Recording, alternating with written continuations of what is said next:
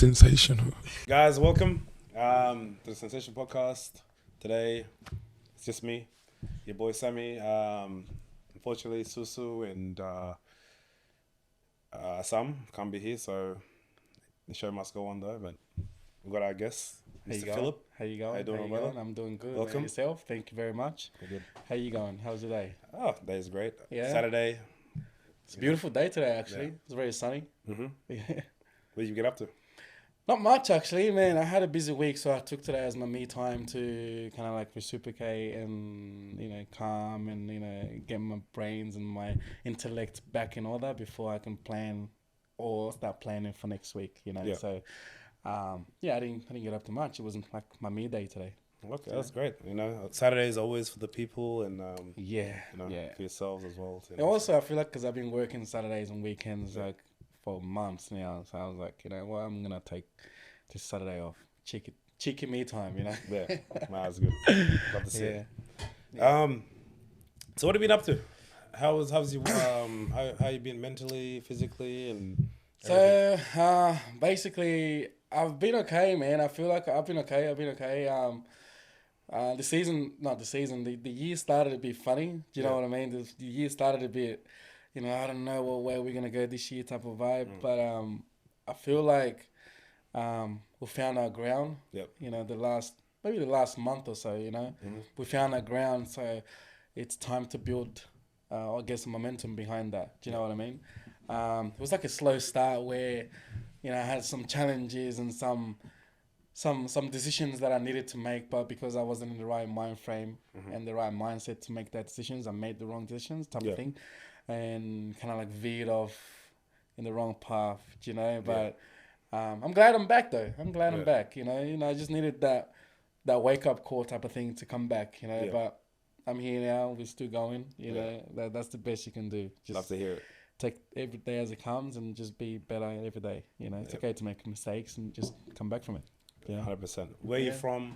What was your childhood like growing up here in Australia? Being a young black man, a young, That's good right. looking black Young, man, all right. Very young, all right. Yeah. I was born in Nigeria, man. I'm born in Nigeria. I came here in 2008. Life when I came was it was different. Yeah. I was 14 when I came, so it was like, before I came, it was more like, I had this vision of what Australia would be like. Yeah.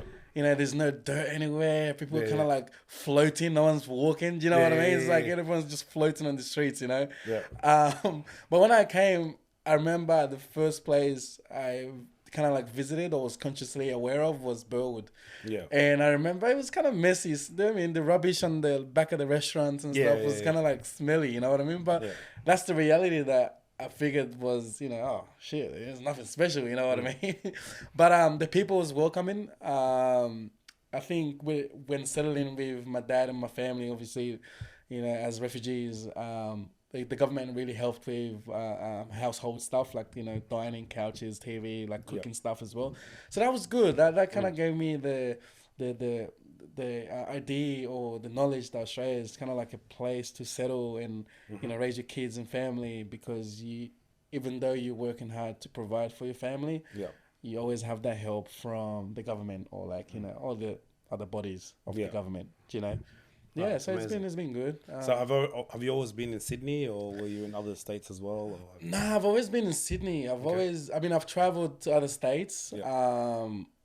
But I've always been in Sydney, and I feel like these days Sydney is getting a bit too. I'm not gonna say like I feel like I'm outgrowing Sydney. It's almost like, let me put it this way. Like when you come or when your parents bring you here, right? Yeah. It's not your choice. They brought you here because they felt that's their peace. That's where they feel settled. That's where they belong. Yeah. It's not your choice. It's their choice. But as a kid, you're settled. So now I feel like, okay, my parents brought me here. I'm forever grateful. I've grown, studied, did what I need to do. But now I feel like maybe Sydney's not the place for me type of thing. Do you know what I mean? Yeah. There's nothing wrong with that. It's almost like You're it's part of growing. That's the word. Part of growing, part of realizing who you are and figuring out your surrounding or what makes you thrive or where you what keeps you going type of thing. And I haven't been feeling that in Sydney lately, to be honest. I'm not gonna lie. Like, I just feel like Sydney, there's a lot of unnecessary competition, like we are talking about earlier. Friendships and loyalties is, it's questionable. It's very questionable, man. You know, when you feel like it's time to move, it's definitely time. Man, to move, trust me, I have never felt so strong about this. For a long time. Because you do outgrow people. And you do outgrow places. Yeah. Like, I can't even count in one hand the amount of places that I've moved in the last 40 Where's years. your favorite? Perth. Yeah, I like Perth. I'm thinking about Perth. You know, I loved going back home for the few years that I was there. But definitely Perth was where I grew up, where I became a man over there. That was definitely my favorite. I feel like it's because there's less noise. Yeah, it's just and I get this, hard, I get this isolated vibes from Perth. You know what I mean? So obviously, just you and your sanity and everything that's made you who you are. Yeah. So because of that, you figured out who you are and what you can bring to the table. And like when I did move there, it's just like it was a decision I made 2 weeks prior. I was like, you know what, it is what it is. Yeah. I'm just gonna. How old were you when you? 20. Wow, around 20 years old. That's a bold move. And I just had enough of the rush shenanigans that are going on here, and I just, yeah. And that was the greatest thing I ever did. And now come back 14 years later. Yeah, that was 2010. Come back now. That's like what 3 years before I moved to this country. After I moved to this country. Yeah, and it's like I'm moving in. This guy's like I'm out of here. yeah. But anyway, that's good. Less about me, more about you. You played football. Heard about it. You used to play rugby league. What was that like? What was that experience like? So, because I grew up in Burwood and Canterbury, and I moved to Canterbury area, and I've always been around. The majority of my life here in Australia has always been around that Canterbury district. Yeah. I started off playing soccer. When I watched the footy games, I would say I've kind of been scared of the tackles, man. How can a grown man... Wait a sec. For the people that think football, we're talking soccer, no. That's why footy is rugby league. Here in Sydney. Not footy in Western Australia.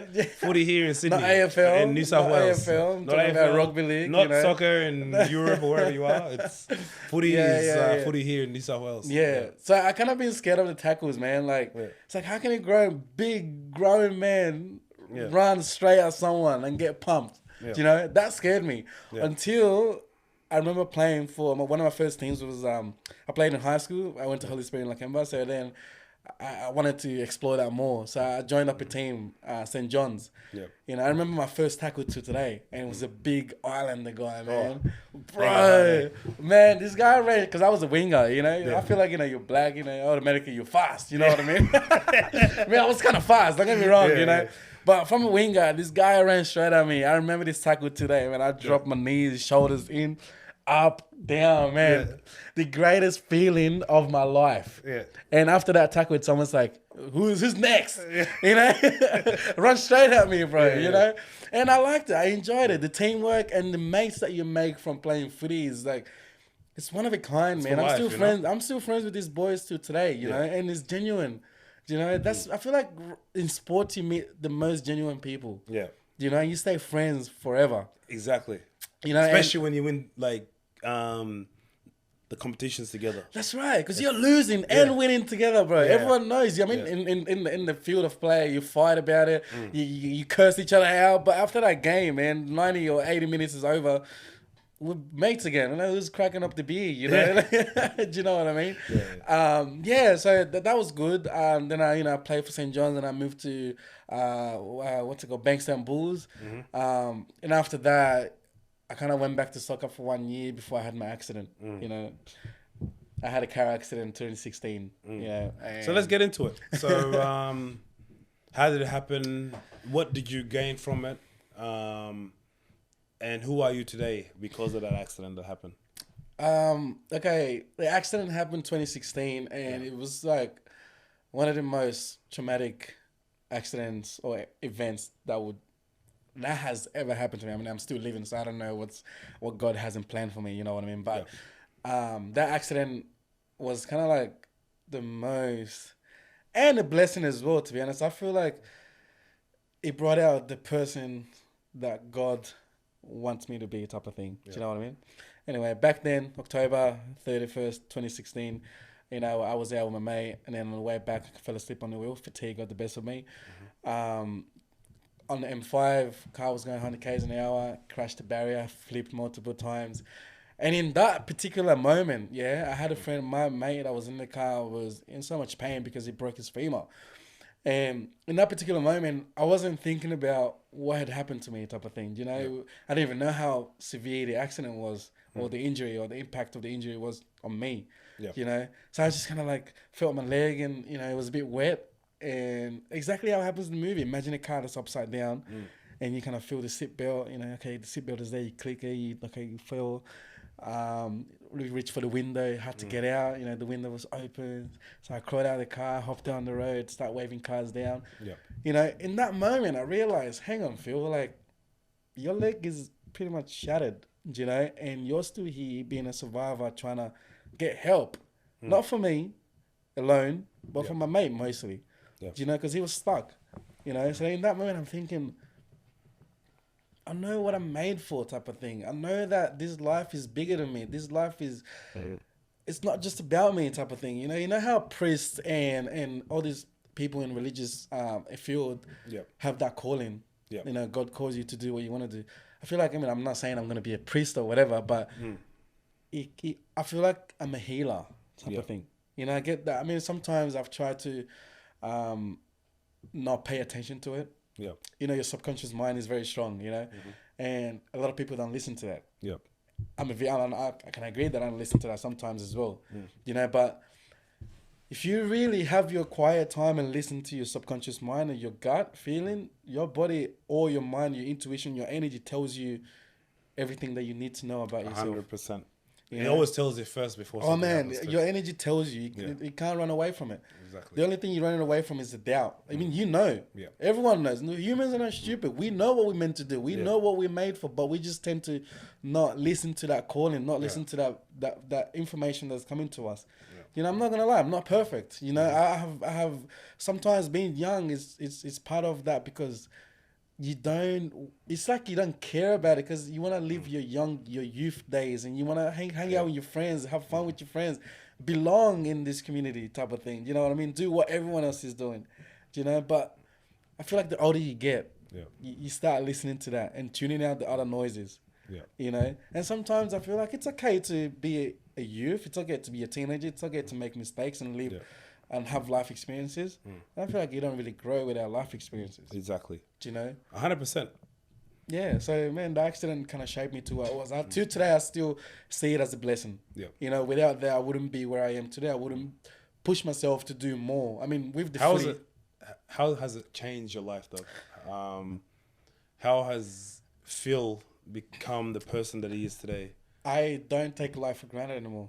I mean, it's like, you want to go over, you want to travel, let's travel. You want to do something, let's do it. You know, I appreciate life more now. I'm not saying that, you know, I'm always 100% serious with something. It's almost like I'm very much appreciative of life, that I will do whatever I want to do whenever I want to do it. Because you don't know when your last day will be. I mean, think about it, man. I almost died. I faced death, man. And when in that ambulance, I feel like I died and resurrected again, because, man, from where the accident happened to Liverpool Hospital was 2-3 minutes drive, man, in the ambulance. You know what I mean? But that was the longest ride of my life. Do you know what I mean? So, having gone through this, man, you can't tell me why shouldn't I appreciate life right now? You know, I don't know what's gonna happen tomorrow. I'm not scared of death. You know, if it comes, it comes. But like, appreciate what you have now. Live in the moment, type of thing. You know, appreciate people. Do good to others. You know, just be genuine. And obviously, like, you know, I know you're a little bit here. You've lost your leg in the process of that accident, and you know that's a huge loss. It is for a lot of people. That would have been traumatic. That would have, you know, probably most people would have tried to end their life or something like that. How has it inspired you to How do the did things it- that you're no. doing today? Like, Oh man, it was an emotional roller coaster, man. I'm not gonna lie to you. I mean, I was in hospital for 5 weeks, and in that 5 weeks, you don't feel anything when your family and your friends are around you, right? But in that 5 weeks, in the first, let's say, okay, in the first day, in the first couple of days where, I regained consciousness and my family was around, friends was around, but when they left and I was there by myself at night, man, I've cried so many times in that bed, thinking, okay, shit, this is a dream. This is not happening. This guy. I remember the first time, man, I woke up and I had a bed sheet over from my torso down, my belly down, and I looked down. I had my right leg like pointing up, and there was nothing pointing on the left hand side. Man, I looked and I'm like, no, like, nah, this is not happening. I closed my eyes. I'm like, nah, fuck, no way, Yeah. But after that, the second day, people came, my family came. My mom is the strongest woman I've ever met, man. Yeah. My mom is the strongest woman I've ever met. There's so many things that you see or you feel that just, man, it will break you type of thing. Yeah. So coming back to your question, what keeps me going, what motivated me to do what I'm doing these days, first of all, is my mom, because I feel like I don't want her to feel that she has to take care of me forever. Yeah. I've always been independent. Don't get me wrong. I've always been independent. Back in Africa, I went to boarding school. Do you know what I mean? Here in Australia, I've always done what I wanted to do. Yeah. But that was different. Do you know what I mean? I was in a vulnerable state. I'm missing a limb. And then I have my mother next to me crying sometimes, or like protecting me, trying to make sure I'm comfortable all the time.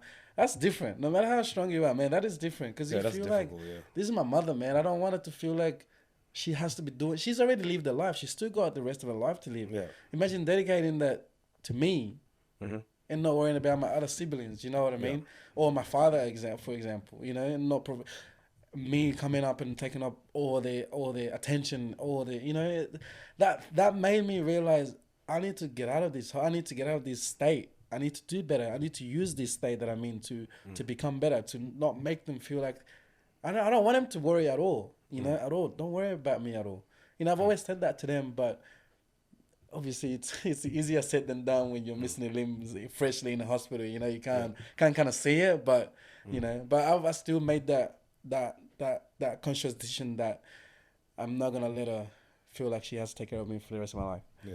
But the other thing was, I started doing my research. I remember that one of the first videos that I watched was E.T., the hip hop preacher, Eric Thomas. That's my guy. Man, Eric Thompson. That's my guy. Eric Thomas. Eric Thomas. Yeah, that's my guy, bro. I remember these first videos that I watched. It was about a story that he was telling about. This guy wants to be a professional NFL player.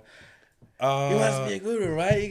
One of those. Inky Johnson. Yeah, yes. Because if you want to succeed as much as you want to breathe, man, that's when you'll be successful. Yeah. When I was watching all these, I was like, man, I'm getting goosebumps just thinking about that video. That guy, him, and then I got what's his name? Do you know? Let me just say something about then. Through my darkest times, probably around 2018. Yeah, I put that his that Inky Johnson and mixed with E.T. Yeah, just that motivation. Speak. I had that on replay, back to back. Just replay. Like, Did you watch it when he was playing the football on the beach? Man, that just, you can't skip it. You just can't skip it. I'm getting emotional just reminiscing about it. Think about that moment, man. Yeah. I'm in the hospital. I'm watching this. I'm like, fuck, I'm ready. Okay, I can get up right now. Yeah. Do you know? And I started watching, what's his name? It Can't Hurt Me. The runner, the American, David Goggins. Yeah, David Goggins. You know what I like about David Goggins?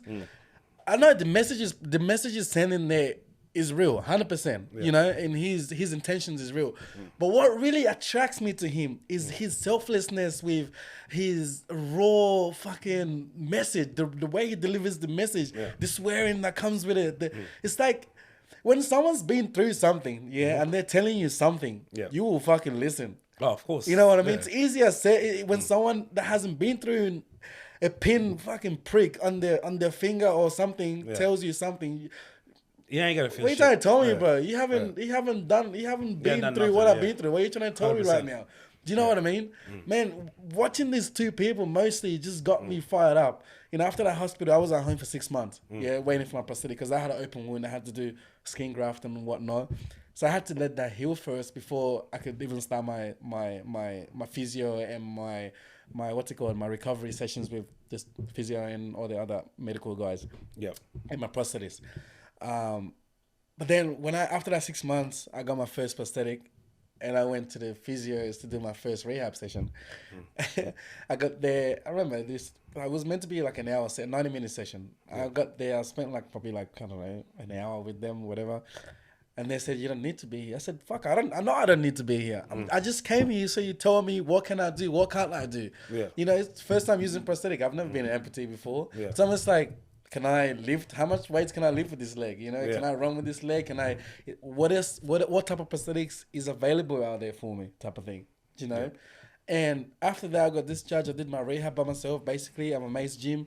I went back to work after in that first year of my accident. I went back to work. Yeah. Because my mentality was, I'm already 6 months behind in life. You know what I mean? So I need to fucking catch up. Yeah. Do you know? But then there's a downside to that that I've realized lately. Yeah. Okay. Because I was in that recovery state and in that go mode that, you know, this happened to me. I need to recover. I need to get back. I need to bounce back. I forgot about the mental, the deep mental part of losing the limb. And that's not a small thing to happen to someone. Do you know what I mean? Yeah. So now it's not something easy. It's not something easy. Yeah. So I couldn't imagine going through something like that. Do you know what I mean? Part of healing is healing physically and mentally and emotionally. Do you know what I mean? I healed physically, yes. Mentally, yes. I'm strong as fuck mentally, but emotionally, I know it. I see it. Emotionally, I was a wreck, but I didn't even know that. Do you know what I mean? I was pushing a lot of emotion in the closet. Yeah. Do you know, there's so many times in my bed, you know. And it'll catch up with you eventually. It did. It fucking did. There's so many times I will be at home, you know, I have a bad day, I have something not going on, not working out the way I wanted to work out. I'll go home. When I said, you know, I've always been independent. Part of that is not being able to speak out when I need help with something. Because I go into this survival mode. I'm okay, don't talk to me, I'm good, I can sort it out. No matter what, I'll sort it out, type of thing. I go into that mode, you know, and it's not easy, man. I remember so many times I cried in my bed because I'm like, fuck, but it's hard, but shit. Tomorrow we get up and go again. Yeah. I'll come back, you know, didn't work out. I come back, be in my zone, do what I need to do. Tomorrow we'll go again. But that was kind of I wasn't dealing with that properly, the emotional part. You know what I mean? I wasn't trying to figure out why am I feeling like this sometimes. Why? Did you ever do therapy? Did you ever? Oh man, I started. I do therapists. I got a therapist right now. There's so many things that we spoke about that just not even just relating to the accident, but from my childhood. Yep. Do you know what I mean? Oh, coming from Africa, man. I'm telling you, when I said that I came here 2008, my father wasn't with us back home in that. My dad was here in Australia for 7 years. Yeah. And that back then I would have been 7. You know, and in that age, as a young man or as a child, any child, I feel like that's when you need your parents the most. I mean, I'm appreciative now. God bless their soul for what they did and for us and bringing us out here. But realistically speaking, let's speak facts. Yeah. Okay. That age is where, as a young kid, needs their parents most. As a young man, you need your dad the most. Because that's when your brain is starting to develop and the right and wrongs. How do I make this happen? How do I, Dad, this happened in school, or Dad, how do I? I didn't really have that. You need that. You need that support. I didn't really have that, man. My family was big. I came from a monogamous family. My grandfather married 2 wives. There's cousins everywhere. Yeah. Do you know what I mean? But it's not the same. It's more like they're older. It's not. You need your man. You need your dad. Do you know? Definitely. So I didn't have that. So there's so many things that I've pretty much concluded on, or, okay, this is how this works. This is how this works for me. Do you know what I mean? Yeah. And with neglect, or not being able to speak out on something, not being able to handle some emotions, and not being able to know how to control some emotions, some feelings, some triggers, type of thing. I never really knew how to deal with it. I mean, I did, but it's the way that I thought was good for me to deal with it. Yeah. Do you know what I mean? So that's all part of the reasons or the issues that I've discovered with the psychologist, which is fucking amazing, bro, And honestly, I do encourage a lot of, especially black people to. Oh, definitely. You need psychology, You man. need to go There's a see lot psychologists, of a lot of people like, are walking around with trauma out here, bro.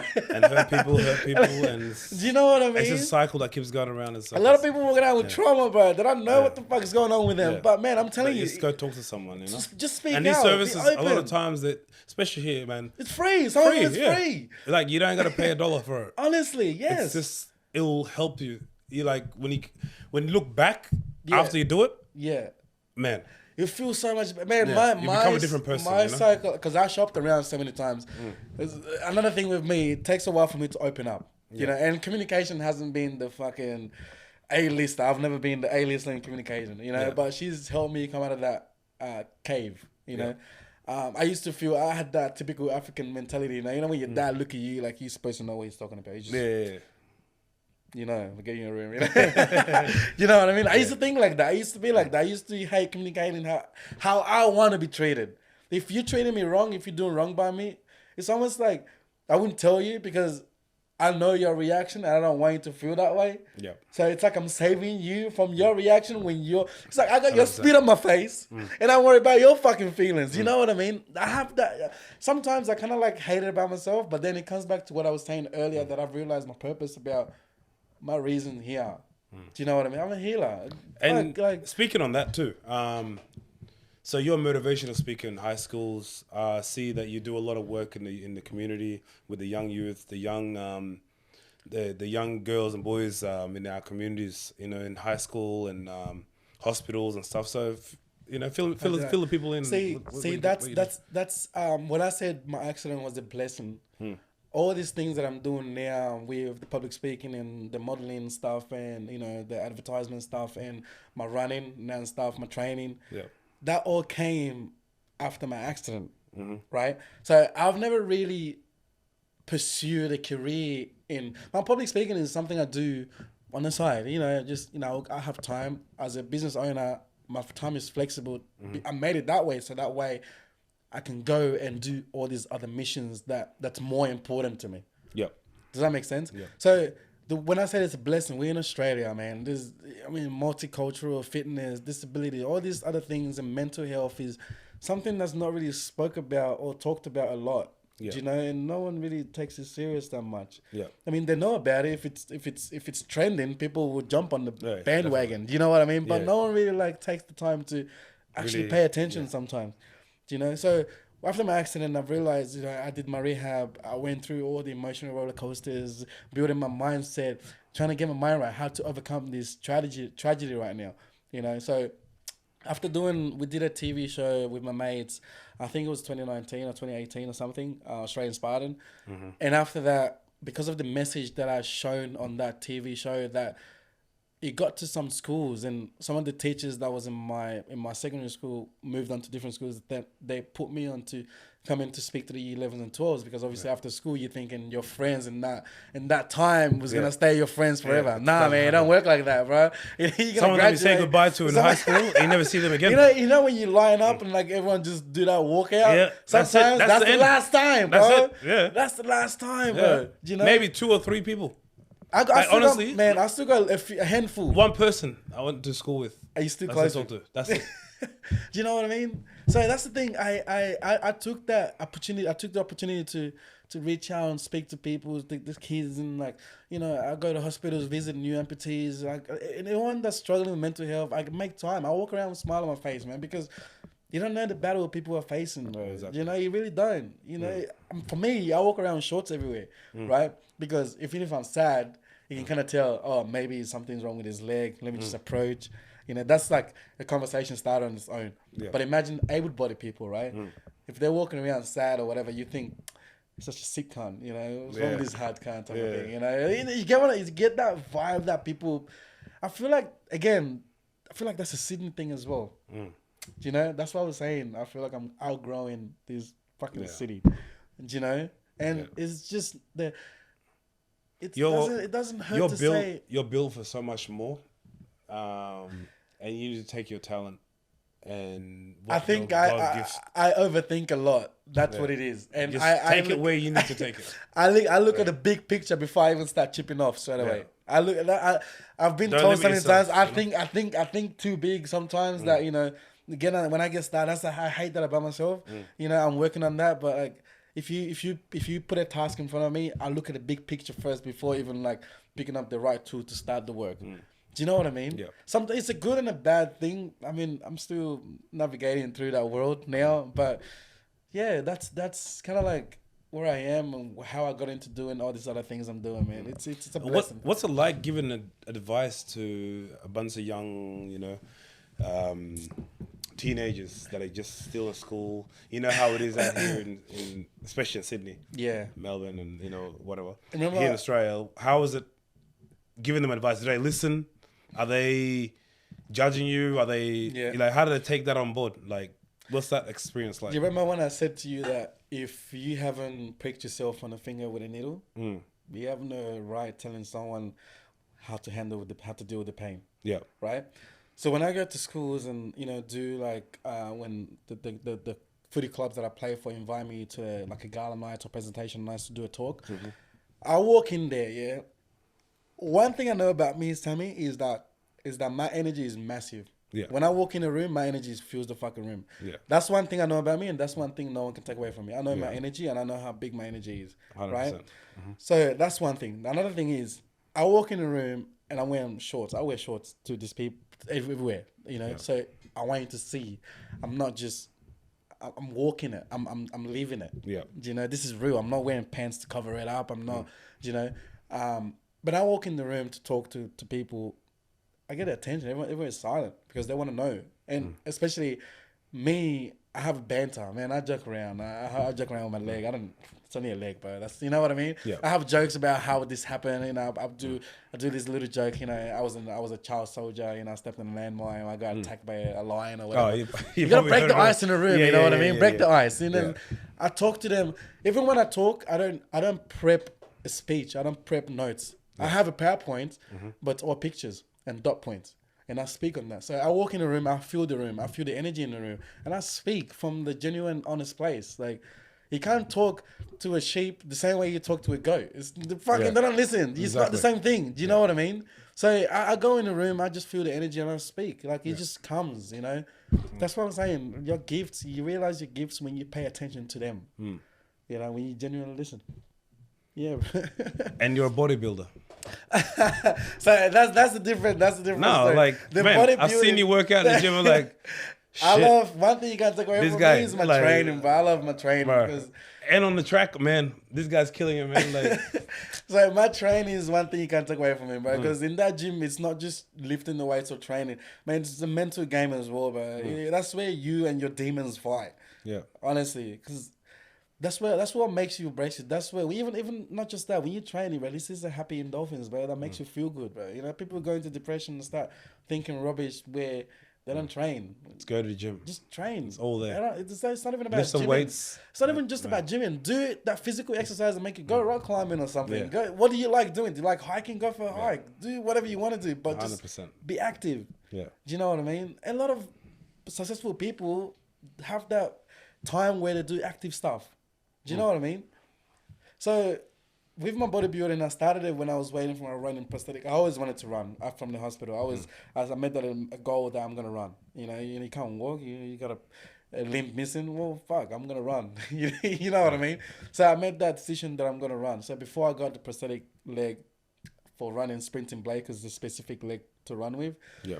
I was doing the other stuff to kind of keep me busy. So I can't just train for training purpose. Yes, it's for my mind, but I need to have a goal there as well at the end of the day. Like, what are you training for?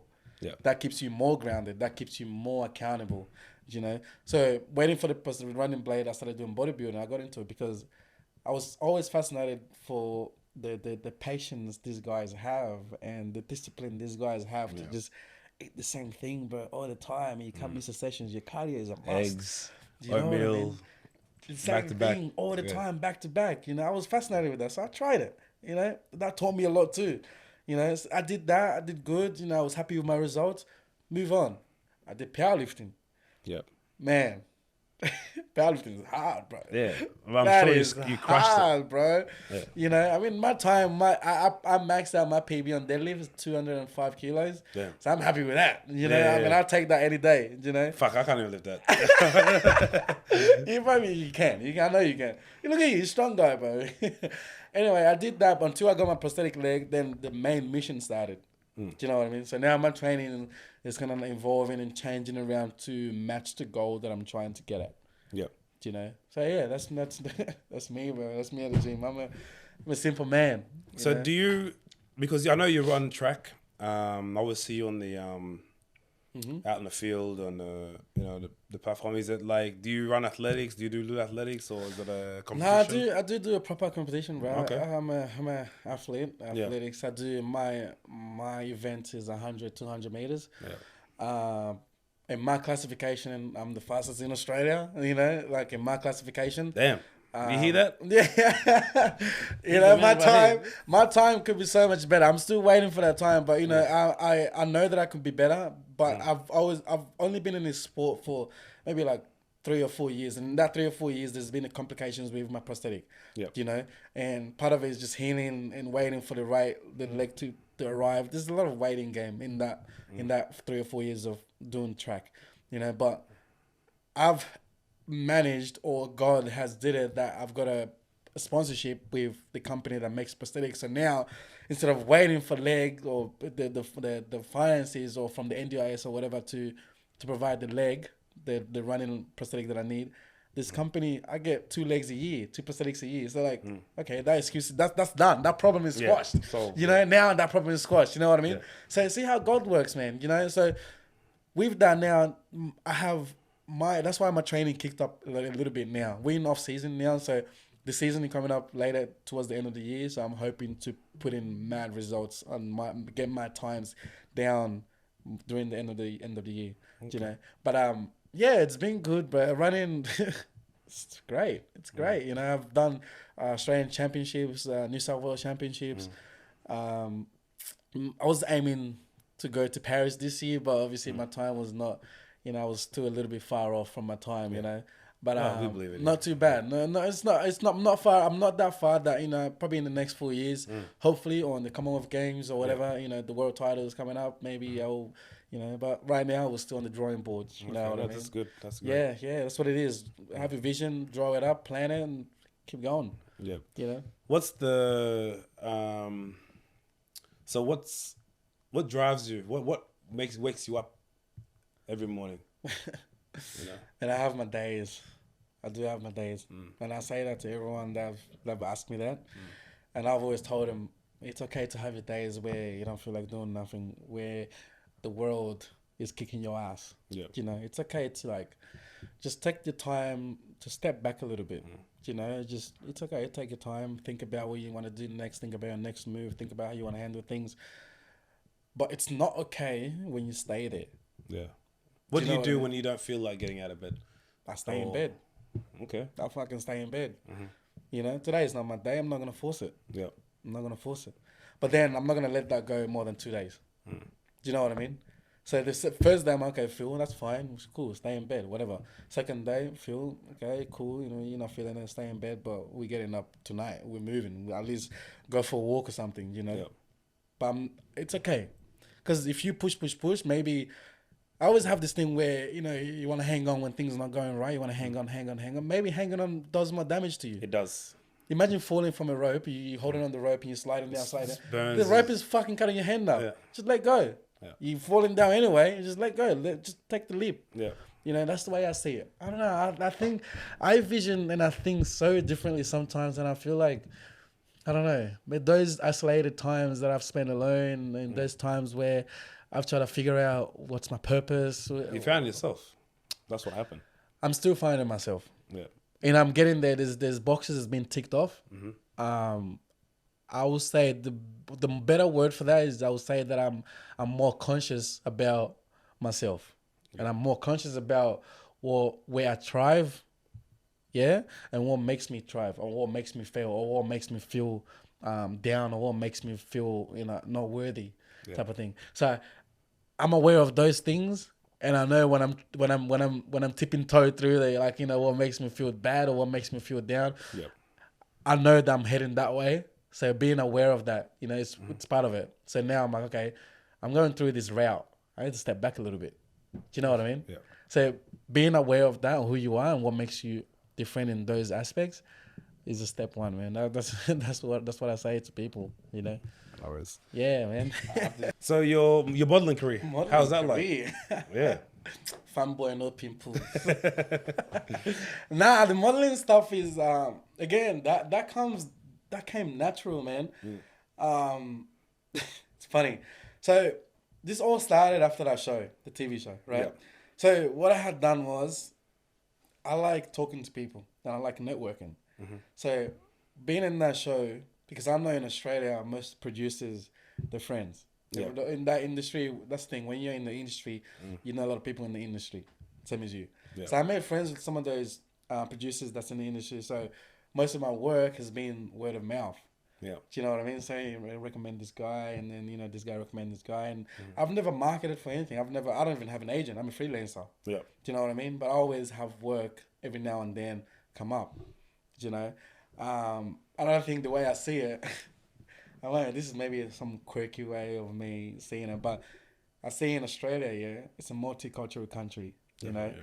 So every businesses here need that to show they belong in Australia and in community fit in. They need the fitness, they need the disability, they need the diversity, right?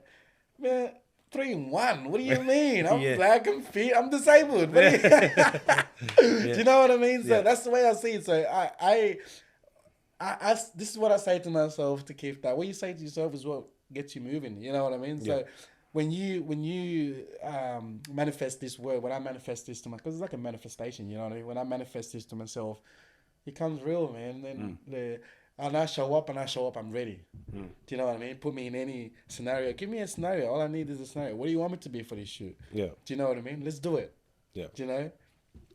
Actually, what? I have an interesting question. What is it? Do you use the disability parking? I do have this sticker. I don't have it right now. My one needs to be renewed. But do you use it?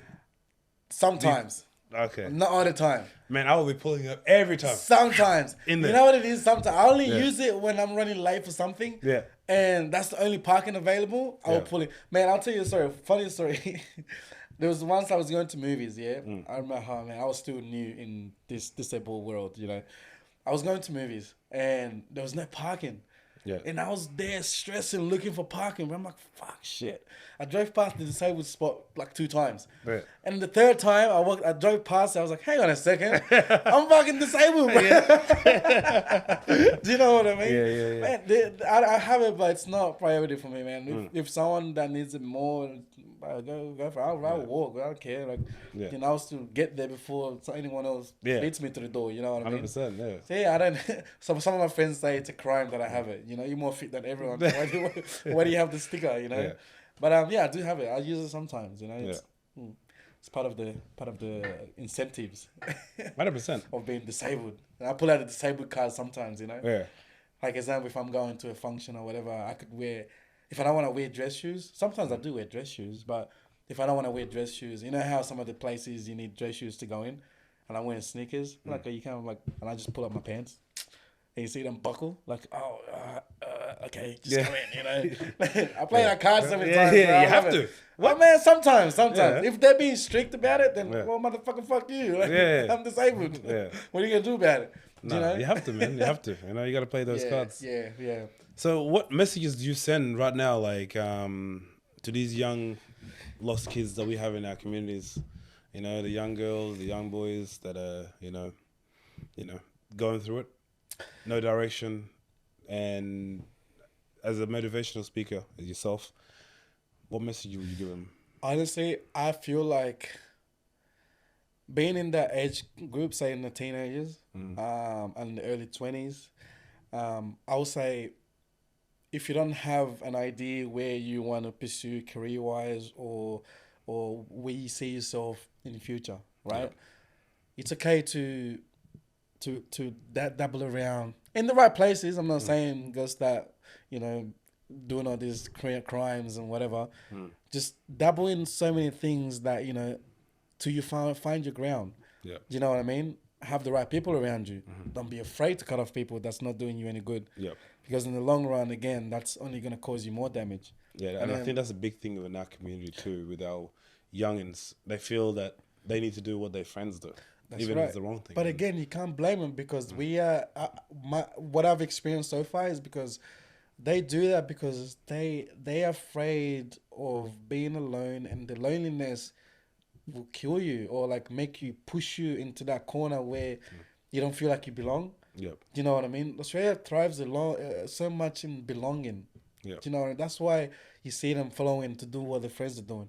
You can't blame them. It's just they realize that later. Yeah. You know what I mean? That's what I'm saying. It's okay to dabble, and it's okay to cut them off early. You know, from speaking from experience, cut them off early, so that way, when you don't feel comfortable in the circle you're in, or, you know, moving forward, you don't feel comfortable in the circle you're in. Yeah. You won't be afraid to drop and just move, because if you don't do that or learn how to do that from early on, it will hurt you like later on. Do you know what I mean? I struggle with that personally, because I feel like one of my biggest flaws is, well, not flaws, but how do you say this? One of my biggest thing is my loyalty. Yeah. When I'm loyal to someone, or a group of my friends, or any association or whatever, I stay loyal. Even if it's the hard times, the good times, I stay loyal. My loyalty I kills struggle me. with that too myself. And I stay loyal to wrong people sometimes, because I know that I'm loyal to them. Like, and then you're part of, you get caught up in some shit. You get caught up that you shouldn't even be part of. Do you know? And what it's I mean? not even part of your personality, but you're just like, I'm riding for my. That's people, right. you know, Again, like, that's what I mean. Because I'm riding. I'm a ride or die. I'm riding for you. But like, sometimes, that's what I mean. Like, going to psychology recently and like learning a lot of things. But these days, it's like, well, fuck. Yeah. Well, fuck it. It's the same thing what you said before, as like holding onto that rope. Holding onto that rope. But then again, sometimes we don't know when it's hurting. Some things is hurt. Some things, you know, yeah, this is hurting. But sometimes you don't know when other things is hurting. Yeah. Do you know, we have a saying in my culture, you know, translating in English is like, someone that's wrong for you will be biting you, but they're blowing on it so that they you know, to make you feel good, like to feel better. Yeah. And I'm pinching you, but I'm telling you sweet nothings in your ear to make you forget about the pinch. You know what I mean? Yeah. This type of thing. We don't realize that sometimes. And we realize that when it's too late, that we don't, then it's too late. You know, then you feel like you got to start again, because I spend so much time with these wrong people, and at the end of the day, it doesn't bear you any fruit. You know what I mean? So to your question, my biggest advice is just, don't be afraid to dabble in so many things, your interests, everything that you've always been interested in. Yeah. You know, play around with it, experience it, try it. You never know, something might take off. You never know, a different window or door might open up for you. Yeah. I always believe that, like, especially for these young people out there, pick one path. Through that one path, different opportunities will come to you. It's like a tree. A tree will grow straight, but it'll eventually branch out. That's but when you can't make up your mind... Can't even start somewhere. Yeah. But if you can't make up your mind and you start something, you don't finish it, and then you want to start something else, and then, like, you've just started 4 things, none of them complete halfway. It's like, where do you expect to go? Yeah. Just fulfill one dream, or take one route. Be aware of what it brings to you, things will come where you to are you. in it. Yeah. Nah, I say that too. I'm a heavy believer on that, and I just feel like a lot of people really need to just stick to one thing. Yeah. Have you been back home? Back to Nigeria? Yeah, man. I would travel every year if I can. You know, hopefully I'm going end of this year. Yeah. Last time I went was 2022. Okay. For my cousin's wedding. But I love Nigeria, man. I love home. Home is always gonna be home. It's unfortunate how, you know, things are right now with the leadership and the corruptions, and you know, it's always been there. That's Africa's always been there. You know what I mean? To be honest, I don't know what's going on over there. Like, what's the situation over there now with the leadership and the corruption? It's more about the cost of living and the government. The same old bullshit, man. Government doesn't really provide the right. They don't really care about the people they're leading, type of thing. So it's like the rich keeps getting rich and the poor keeps getting poorer, basically. And the cost of living is killing everyone right now, you know, and obviously crime and all that stuff. But I can't speak on that because I'm not there. Yeah. You know, I can't really tell you. Like, I'm It's not sort there, of similar to what's happening here. It's similar to what's happening there, but imagine being a third world country. But when you're already disadvantaged, bro. You know what I mean? Oh, you're already disadvantaged, bro. Yeah, I hate to see where this world is gonna be in the next it's funny. 5 to 10 years, man. The way things are going, like ever since COVID, that whole right, everything has been different. You know, everything has been different. And how many, and the amount of people are dying too. What, just the amount of just back home. No, like everywhere. The amount of people that are dying since COVID. Oh yeah, the vaccine. Do you reckon the vaccine? I mean, see, I'm not. Look, I don't get too political because I don't know nothing about that. You know, but I got vaccinated once. I did the one. I only done one. The first one because I need to go to work, but I did one. Right now here in Australia, we've got this, what do they call it, the 100-day cough. What is that? It's like, I caught it too. It's you be coughing literally for 3, 4, 5 weeks. Hang on a second, I had that too. You know what? I had that. And it's like, when is this gonna go away? It's like a dry cough. Yeah, I had that, but you know what? I just took antibiotics. But I've never heard of that term before. We call it the 100-day cough. I never. It makes sense now because I was like everyone. Really, I'm not, like I was on the mine side. It's like everyone's coughing, right? The whole bus, like, what the fuck is going on? I had that, but I thought it was just like, because during the COVID times, I had to get is it influenza or something? What's it called? I got an influenza shots, and the shots it made me a little bit sick. I think Pfizer, was it Pfizer? And then there was the other one, the Johnson. Johnson. I had Pfizer. The bootleg one, but the bootleg, a bootleg vaccine, bro. Yeah, bro. People getting sick, you know, like it's crazy. Yeah, man. So I thought it was the same thing because when I coughed back then, so I had antibiotics and I took the same antibiotics and I felt good, you know, because it just kind of like cleared the lungs a little bit. But I didn't even know that's what it was called, the 100-day cough. Man, I literally just that's left, news. like I've had it for about 5 or 6 weeks. Just last week. Yeah. I finally woke up. My throat was feeling normal. Yeah, cleared up. And I'm like, okay, I thought this was gonna be a life. My mom was getting worried. Thing, you know? My mom was getting worried when that was happening. Every time I go visit, it's like this cough hasn't gone yet. I'm like, yes, because my mom always makes these potions. Yeah. When even in the hospital, she made this because I had to do like 3 blood transfusions, bro. Yeah. Man, that's how much blood I lost. Yeah. My mom, she made this cocktail with like beetroot and apple and pineapple.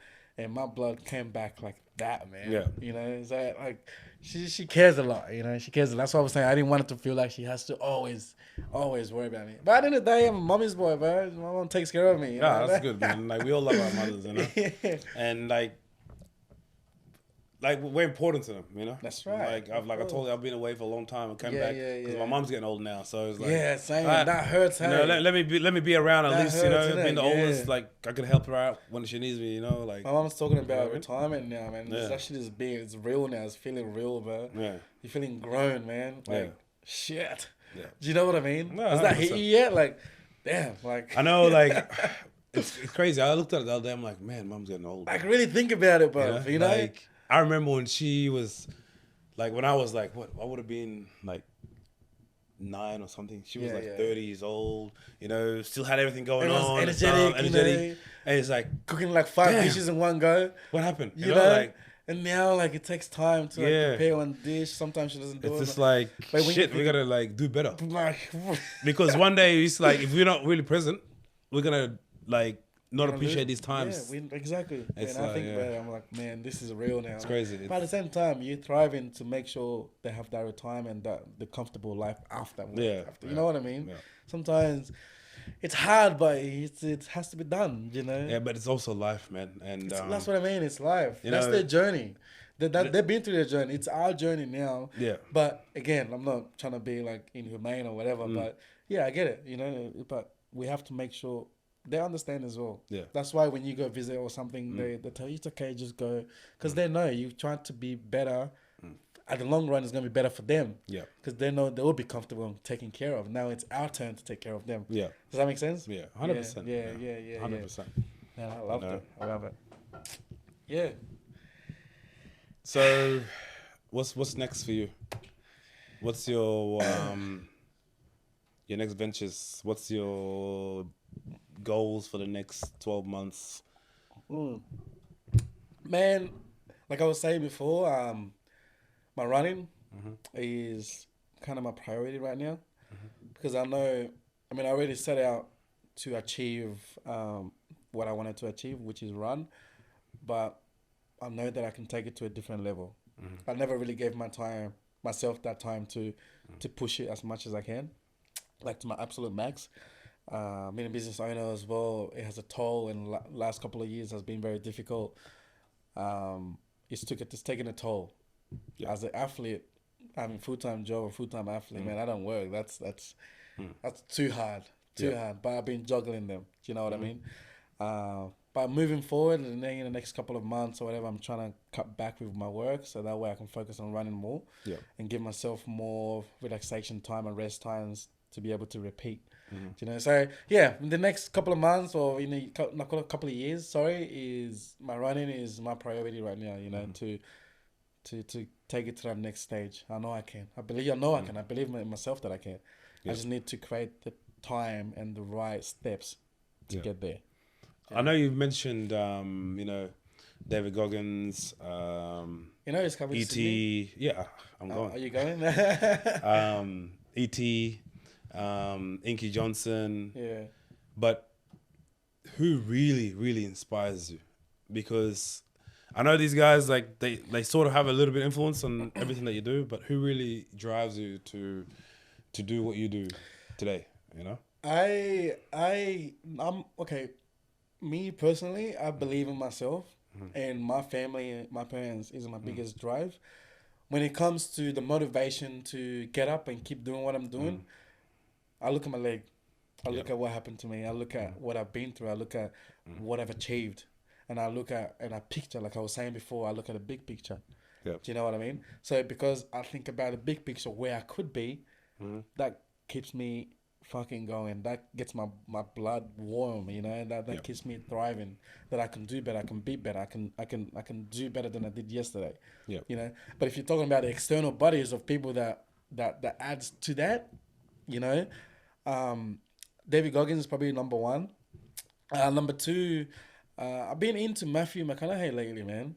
Yeah, he's been killing it too. Yeah, I read his book the other day, a few weeks ago, Green Lights, and that book did something, man. That teaches you how to be appreciative, how to be a go-getter, how to, you know, it's okay to like take the fall, and it's okay to adjust, it's okay to move the surrounding that you're not feeling very welcomed in. Do you know what I mean? So I've been like, it's been keeping me going. When I read some things, I try to implement it the way, like, it suits in my life.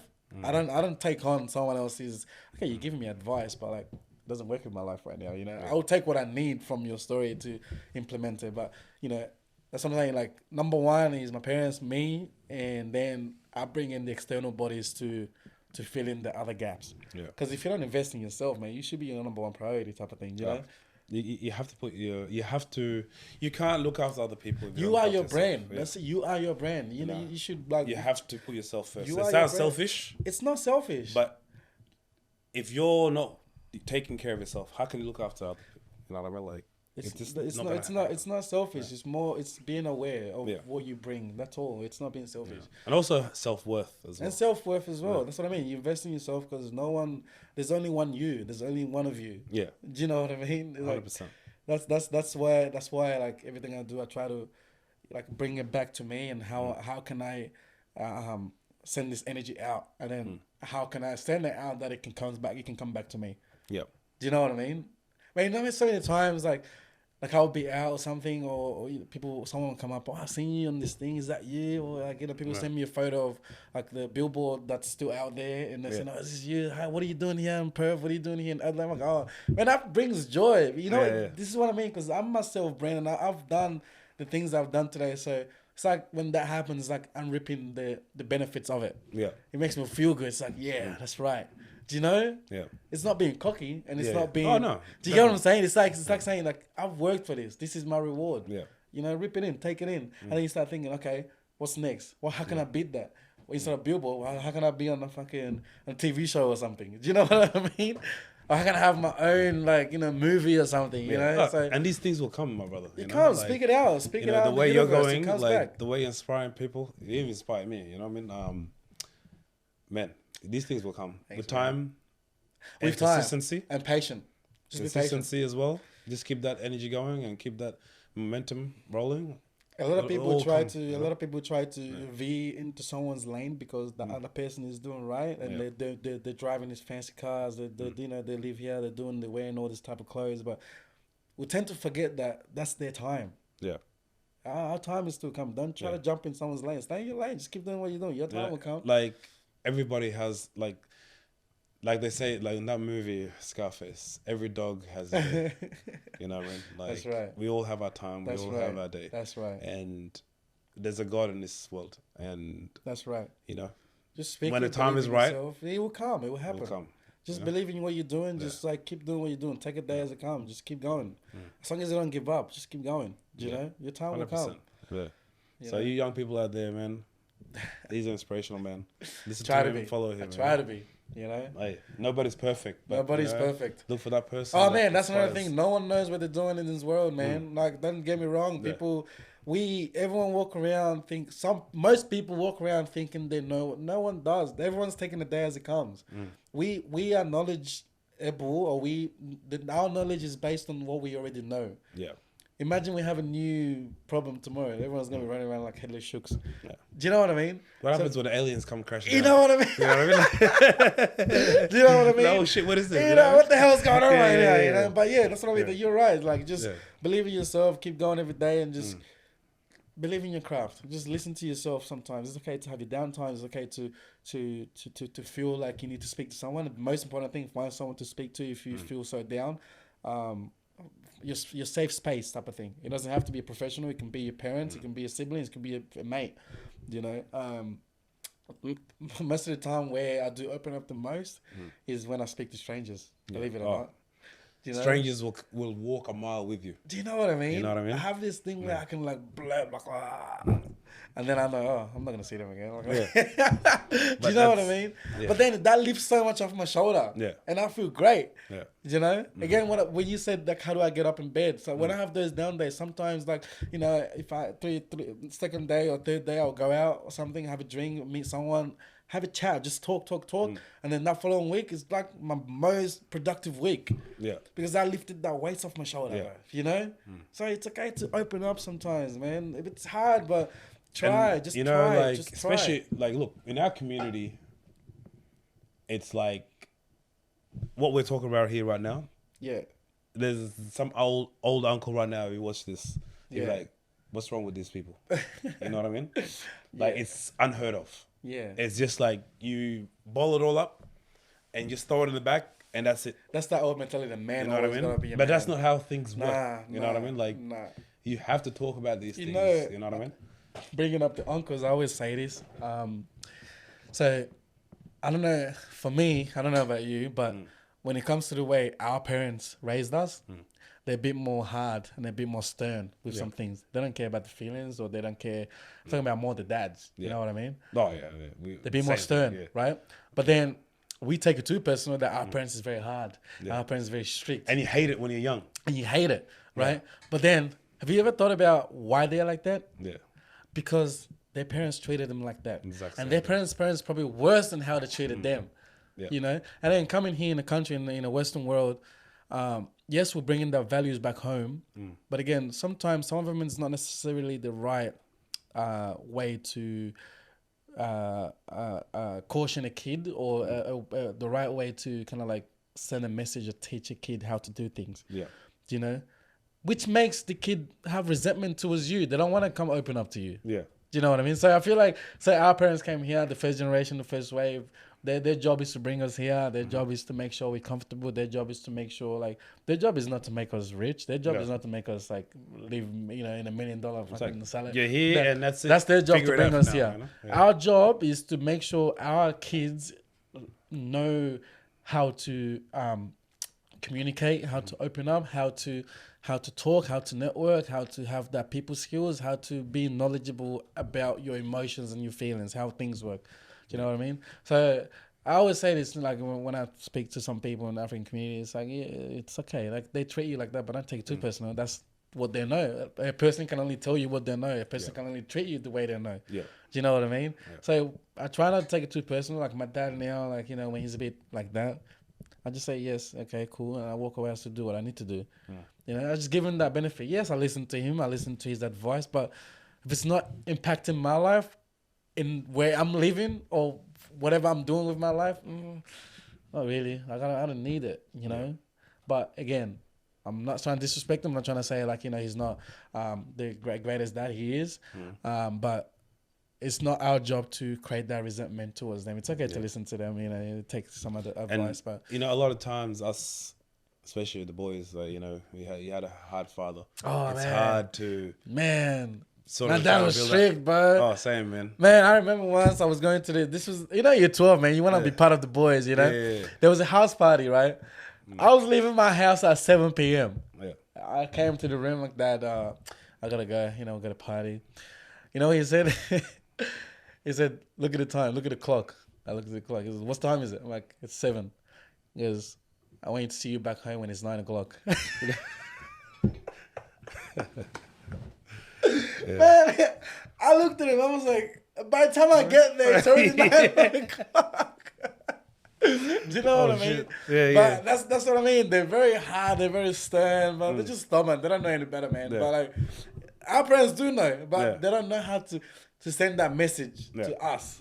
You know. But that's what I'm saying. It's our job now to make sure, like, our kids should be the millionaires. They should be the one taking care of us, cause But you know, like, the older we get too, we're gonna be the same. Oh yeah, definitely. You think we're gonna be the same? Probably not as bad, but it's not just as like, bad, but because we're more knowledgeable. Yeah, and they're gonna hate us for it too. That's right. We're more educated with our emotions. You know, we're more emotionally intelligent. Like, you know, so we would know how to intercept some things or like caution our kids or like get them to, you know, I don't know, see the bullshit in their friends. I guess I don't know, type of thing. You know, so yeah, it's our job to, like, you know, but then try to do better. Better. With every generation, that's the goal. Right. That's right. We don't want to, like I always say, like, don't pass down generational trauma. Like, nah, man. Yeah, nah. We've got to do better as people. We have to. Generation. That's man. That's what I'm saying about dealing with that shit right now. You know? We just gotta do better, and you know, the world changes every day. Yeah, every day. And every day. You've just gotta accept things. Yeah. I mean, tailor yourself to how things are changing. You know That's what I mean? right. Yeah. And I mean, a lot of time we don't want to accept things, but it's like, how far has the world come to where we are today? You know, just like 20 years ago. Yeah. Jeez. Yeah. You don't feel it, but when you look back, like, you know, like sometimes you'll be on those reels on the TikTok or whatever it is. Yeah. Oh shit, is that what we were doing back in the 2000s? Remember like, shuffling? You remember, like, you a jerk. Yeah. You a jerk. You a jerk. The swag days. Oh, man. Man, I had back in 2007, I think I had like a 5XL shirt. That shit came down to my knees, bro. Like, I have a photo, bro. But those days were the good old days, though. Yeah, you know? back, you know, when, you know, snappy fingers. It's crazy. Crazy, man. Oh, man. So what's your message? What's your message to the world, to the youth? Do whatever you want to do. Man, just pick a dream, pick a goals, chase after it every day. Surround yourself with the right people. Learn how to have people skills, because people skills will take you a long way in this world. Like, I know if you get a degree, you study, do your masters, your diploma, whatever you want to do, your college certificate or your high school certificate. If you don't have people skills, and if you don't have that emotional connection and how to treat other people and that kindness and patience in your heart, it's gonna be tough. It's gonna be tough coming up or trying to get to where you want to get to. Yeah, man. That's my boy Phillip. Follow him Instagram. It'll be down on the comment section. Yeah. Remember, like, share, subscribe. Yeah, Sensational ones. My man. Appreciate it. Good to have you. You too.